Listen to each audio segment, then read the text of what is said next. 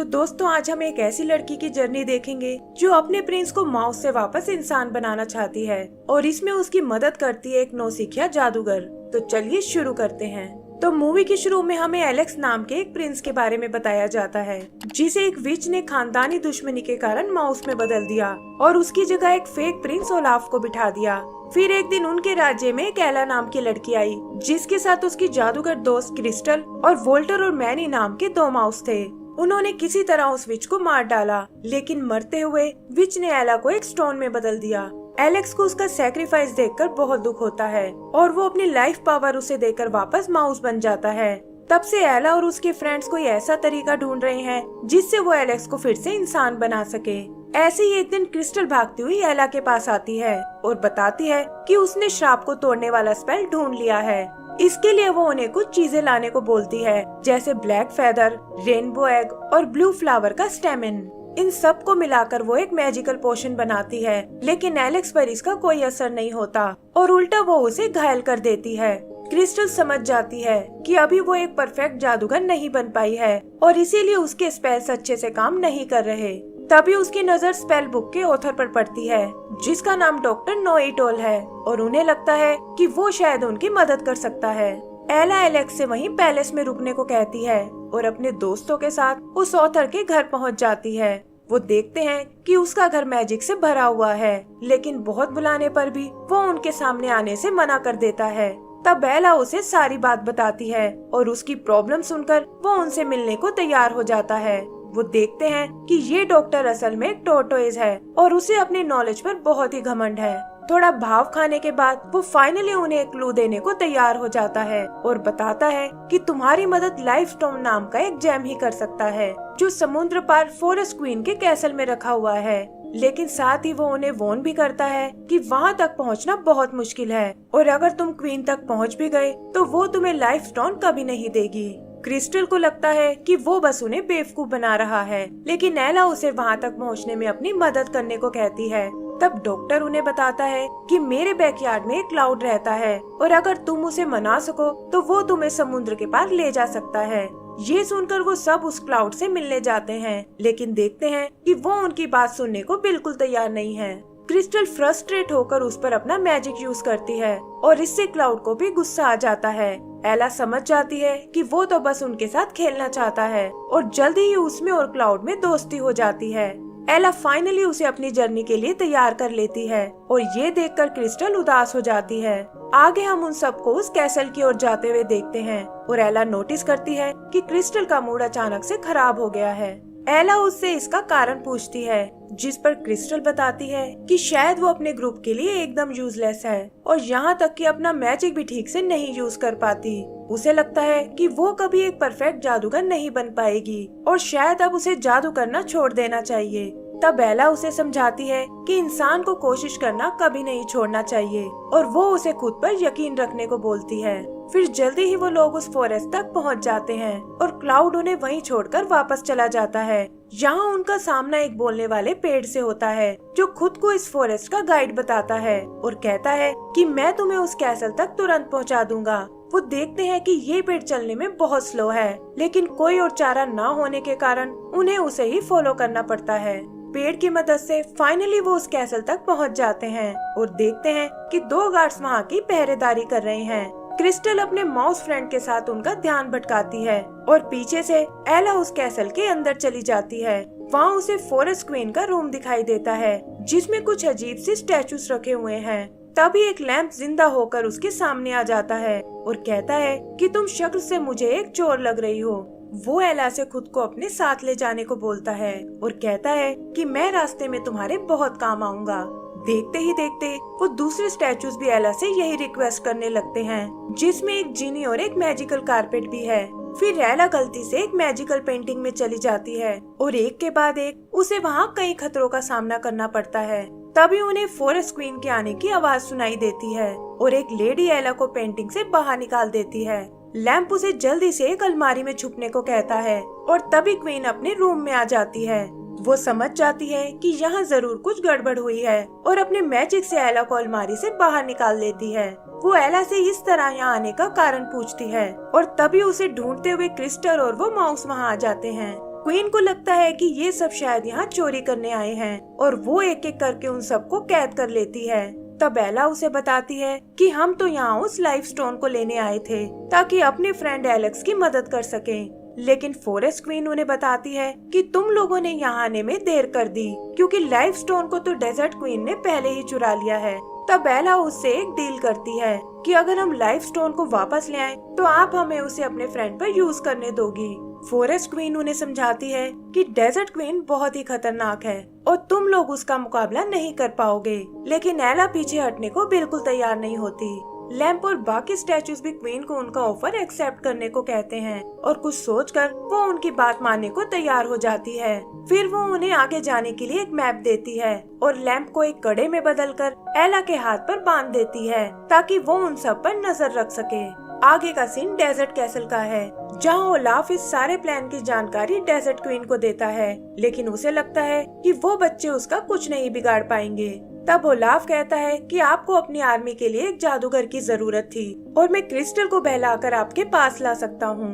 बदले में आपको मेरा किंगडम पाने में मेरी मदद करनी होगी और डेजर्ट क्वीन भी इसके लिए तैयार हो जाती है। इधर आगे बढ़ते हुए एला को एक शॉर्टकट नजर आता है, लेकिन क्रिस्टल को लगता है कि उन्हें इस रास्ते पर आगे नहीं जाना चाहिए। वो अपने मैजिक से इधर उधर खतरा ढूंढने लगती है, लेकिन एला उसे समझाती है कि तुम बेवजह ही ओवर रिएक्ट कर रही हो और हर जगह मैजिक यूज करने की कोई जरूरत नहीं है। इस बात को लेकर उन दोनों में बहस हो जाती है और क्रिस्टल गुस्से में उन्हें छोड़कर चली जाती है। यही हम ओलाफ को देखते हैं जो छुप कर उन पर नजर रख रहा था और वो क्रिस्टल से मिलने उसके पीछे जाता है। आगे एला और उसके साथियों को एक हट दिखाई देती है जिसमें ढेर सारा खाना रखा हुआ है। तभी एक पिंजरा एला को कैद कर लेता है और पता चलता है कि ये एक शैतान बिल्ली का घर है। वो वोल्टर को पकड़कर खाने की कोशिश करती है, लेकिन देखती है कि वोल्टर को उसकी बनाई डिशेस बहुत पसंद आई हैं। ये देखकर उसे बहुत खुशी होती है क्योंकि वो हमेशा से एक शेफ बनना चाहती थी, लेकिन कोई भी उसकी डिशेस को पसंद नहीं करता था। एला को ये सुनकर क्रिस्टल का ध्यान आता है और वो सोचती है कि ना जाने वो किस हाल में होगी। उधर ओलाफ क्रिस्टल से मिलने आता है और उसे बताता है कि तुम्हारे दोस्तों को तुम्हारी स्किल्स की कोई कदर नहीं है और अगर तुम डेजर्ट क्वीन के साथ मिल जाओ तो वो तुम्हें एक पावरफुल जादूगर बना देगी। क्रिस्टल भी उसकी चालाकी को नहीं समझ पाती और डेजर्ट क्वीन का साथ देने को तैयार हो जाती है। इधर एला और मौसिस का सामना एक बियर से होता है और इससे पहले कि वो उन्हें चोट पहुंचा पाए, एला उसे अपने यहाँ आने का कारण बताती है। बेयर उसका दोस्तों के लिए प्यार देखकर बहुत इम्प्रेस होता है और कहता है कि मैं तुम्हें यहाँ से सही सलामत जाने दूंगा, लेकिन पहले तुम्हें मेरे लिए एक लेटर पढ़ना होगा। पता चलता है कि ये लेटर उसके भाई ने उसे लिखा था, जिसके साथ काफी टाइम पहले उसकी लड़ाई हो गई थी और अब वो सब कुछ भुलाकर उससे दोबारा मिलना चाहता है। एला समझ जाती है कि अपनों से अलग होना ही दुनिया का सबसे बड़ा दुख है और ये सोचकर उसे क्रिस्टल का ख्याल आता है और वो वोल्टर और मैनी के साथ उसे ढूंढने निकल जाती है।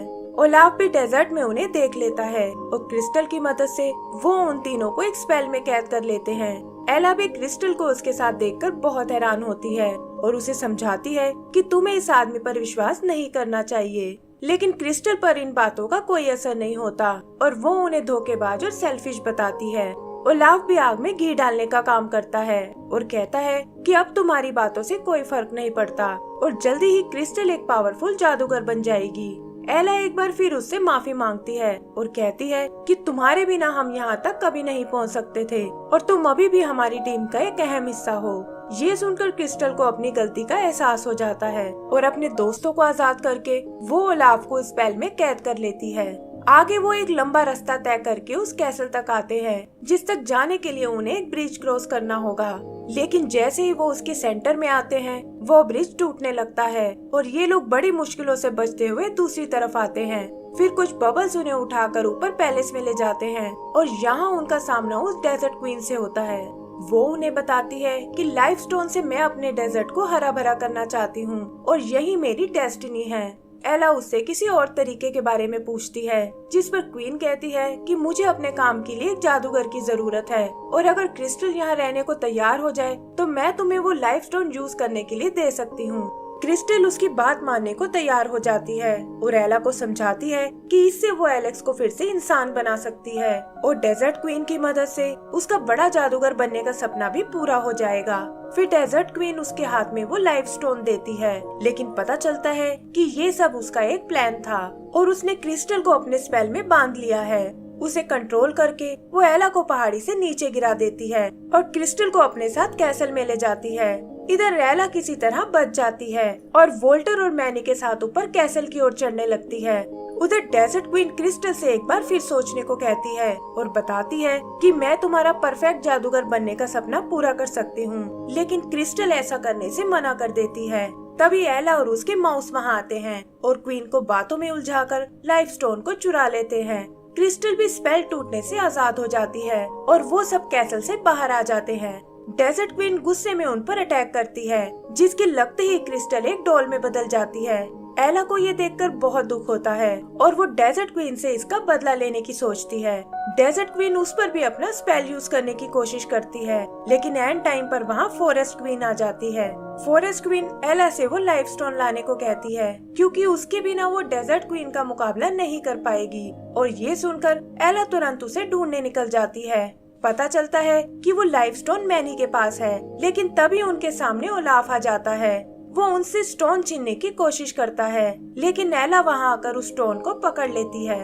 तभी वो माउस ओलाफ पर अटैक कर देते हैं और इसी हड़बड़ी में उनके साथ साथ एला भी पहाड़ी से नीचे गिरने लगती है।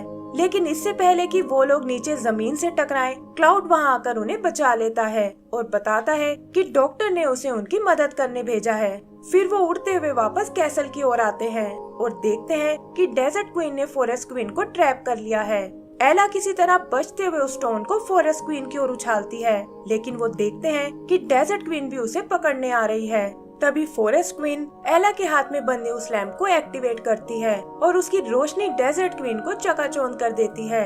लाइफ स्टोन भी फाइनली फॉरेस्ट क्वीन की छड़ी तक पहुंच जाता है और वो डेजर्ट क्वीन को उड़ाकर दूर फेंक देती है।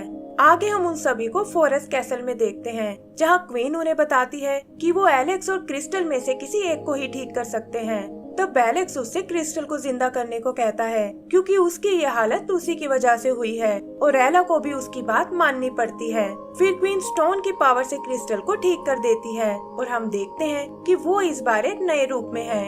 क्रिस्टल एलेक्स को माउस के रूप में देखकर बहुत हैरान होती है और तब फॉरेस्ट क्वीन उसे सारी बात बताती है और ये सुनकर क्रिस्टल को बहुत दुख होता है।